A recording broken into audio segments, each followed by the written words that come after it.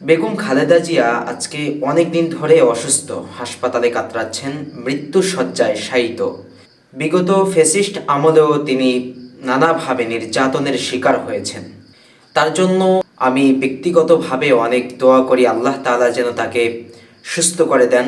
এবং এদেশের আলেম সমাজও একজন মাজলুম ব্যক্তি হিসেবে তার জন্য সকলেই দোয়া করতেছেন, দোয়া করছেন। আমাদের জাতীয় মসজিদের ইমাম মুফতি আব্দুল মালেক হাফিজাহুল্লাহ তিনিও বেগম খালেদা জিয়ার জন্য দোয়া করেছেন। আবার মুফতি মনির কাসেমি বাড়িধারা মাদ্রাসার মুহতামিম তিনিও খালেদা জিয়ার জন্য দোয়া করেছেন। এখন এই দুটো দোয়ার মাঝে পার্থক্য দেখুন। মুফতি আব্দুল মালেক হাফিজাহুল্লাহ তিনি যদি জাতির নেতৃত্ব হাতে তুলে নিলে বাংলাদেশের জন্য মঙ্গলকর হয়, মঙ্গলময় হয়, সেইভাবে তিনি দোয়া করেছেন এবং তার সুস্থতার জন্য দোয়া করেছেন। অপরদিকে মুফতি মনির কাসেমি যেভাবে দোয়া করেছেন, একজন সাধারণ মানুষও বুঝতে পারে যে তিনি শুধু দোয়া নয়, তিনি চাটুকারিতা করেছেন। যেমন তিনি দেশনেত্রী খালেদা জিয়াকে নিজের মা, জাতির মা, 16 কোটি মানুষের মা হিসেবে উপস্থাপন করে একথা বোঝাতে চেয়েছেন যে আমি বিএনপি থেকে যে নমিনেশন তলব করতেছি এটা যেন স্থগিত না হয় বা এটা যেন জারি থাকে, এটা যেন জনগণকে বোঝানোর চেষ্টা করতেছেন। মানে অতিরিক্ত যেই প্রশংসা বা যেটা না করলেই হতো, এমনটাও তিনি উপস্থাপন করেছেন।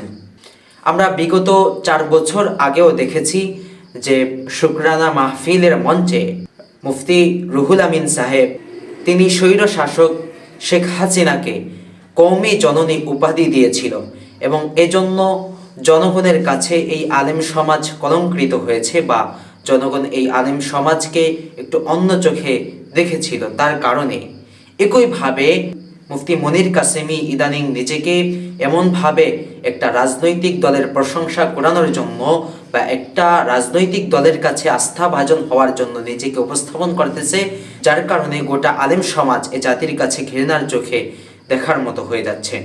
এজন্য আলেম সমাজকে এমনভাবে সব জায়গায় নিজেদেরকে উপস্থাপন করতে হবে যাতে জাতির কাছে অন্য 10 জন ওলামায়ে কেরাম বিকৃতভাবে উপস্থাপন না হয় বা তাদের সম্মান বজায় থাকে, এমনভাবেই উপস্থাপন করতে হবে। নিজের একার জন্য বা নিজে একা দুনিয়ার কোনো কিছু চাচ্ছি এই জন্য অপর 10 জন যেন কলঙ্কিত না হয়, এই দিকে আমাদের লক্ষ্য রাখতে হবে।